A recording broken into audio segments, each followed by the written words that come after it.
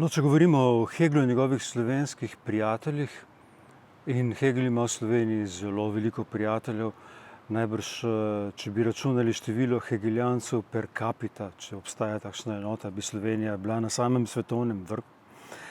Če govorimo o Heglu in njegovih slovenskih prijateljih, potem lahko mogoče začnemo z vprašanjem, a je bil Hegel Slovenec. To vprašanje je sicer slišati malo absurdno, ampak ni tako iz trte izvito, kot izgleda na prvi pogled. Namreč Heglova družina izvira iz Koroške, dobro, nemško govoreča družina, ampak tudi slovensko govorno območje.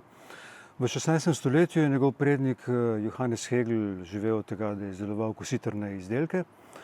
In konec 16. stoletja so dejansko morali bežati. Bili so že takrat zavedni luterani, prepričani protestanti. Takrat se je začela protireformacija, z ognjem in mečem se preganjalo protestante. In kot pravi Cankar v Hlapcih, na enem zelo slavnem mestu te najbolj slavne slovenske drame, položi pač te besede v usta Jermanu, svojemu junaku, ki pravi: zdaj študiram zgodovino protireformacije. Takrat so v teh krajih pobili polovico pametnih ljudi, druga polovica pa je zbežala. No, in Heglova družina je bila, spada med tisto polovico pametnih ljudi iz te države, ki je takrat pobegnila. In zato, ker so morali bežati, je tudi vse skozi pri Heglu lahko čutiti ta protestantski ponos na to svoje prepričanje, to svojo identiteto. In če gledamo, kako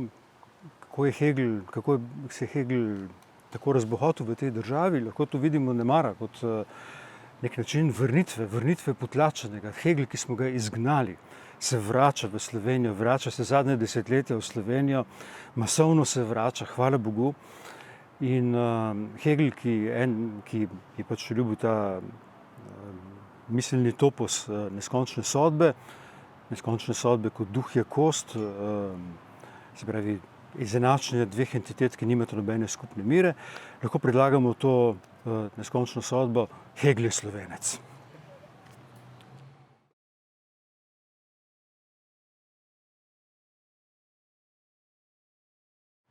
Zdaj praznujemo 250-letnico Heglovega rojstva in ob praznovanjih obletnice vselej treba spomniti tega, kar je zapisal Adorno ob 125-letnici Heglove smrti, se pravi leta 1956. No, tam je zapisal, da ob obletnicah je vedno neka priložnost, da se ozremo nazaj na Hegla ali na nekega velikega misleca in razmišljamo o tem, gruntamo o tem, kaj je od njega še aktualno, kaj je še živo, kaj je mrtvo. Postavljamo se v vlogo nekih razsodnikov na tem, kaj je pravzaprav ostalo. In tam Adorno zaobrne to perspektivo in pravi: perspektiva je napačna. Te vprašanje, ki bi ga morali postaviti, je, a smo mi aktualni v Heglovih očeh? A smo mi vredni te Heglove dediščine? Kaj bi si on mislil o nas? In to, da si ne bi mislil o nas nič preveč dobrega, je tisto, kar nam mora dati misliti. In nimamo zaradi naključnega kasnejšega datuma rojstva, nimamo arogantnega privilegija tega, da lahko razsojamo o Heglu ali o velikih mislecih preteklosti. Vedno se moramo ob takih jubilejih vprašati, kaj bi si oni mislili o nas, ne kaj si zdaj mi mislimo o njih. A mi preživimo, ne a so oni preživeli. Oni so preživeli, ampak mi.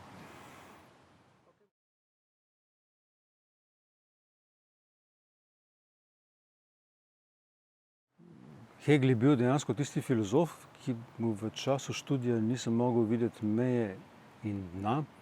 In prav zaradi tega sem potem napisal doktorat iz edine knjige, ki je nisem mogel na noben način mu priti do kraja, in to je Fenomenologija duha.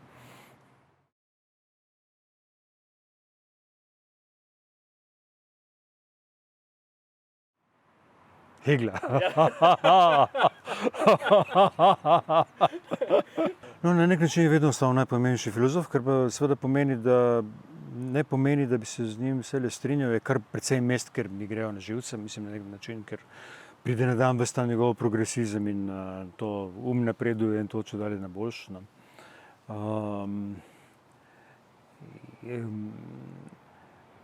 Seveda je tako, da se je celotna sodobna filozofija na nek način zgodila kot slovo od Hegla. Ne. In to slovo se mi je zdelo vedno prekratko, hkrati se mi je pa zdelo, da ni enostavno mogoče tudi reči, evo, nikakor ne stojim na stališču, da pri Heglu je pa že vsa modrost. To bi bilo antiheglovsko stališče, ne. Mislim, če ne drugega bi ga na ta način izdal, no, prevaral z njim samim, ne, če to rečem. Ne.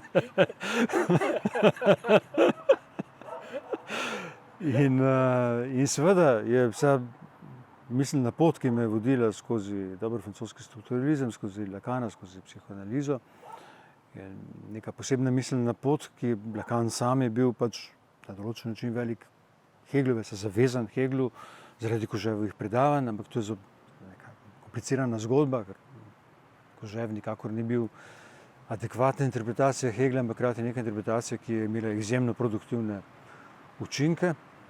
In jasno je, da v tej lakanovski misli, da so neki elementi, ki so na določen način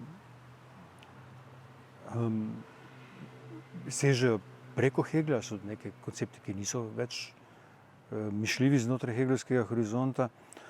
In če smo pred mnogimi leti s Slavjem napisala knjigo Heglin objekt, ne, in tega je zdaj že koliko, 35 let, ne, je že v tem naslovu že takrat bilo vsebovan ta premislek, da je vprašanje objekta, tega, kar Lacan imenoval objekt A, ne, da je nekaj, kar ni več misljivo znotraj heglovskega horizonta. Ne. To je že v naslovu te knjige je bila vsebovana določena kritika, določen premislek tega, kje je meja Hegla, kaj je tisto, zaradi česa moramo iti naprej.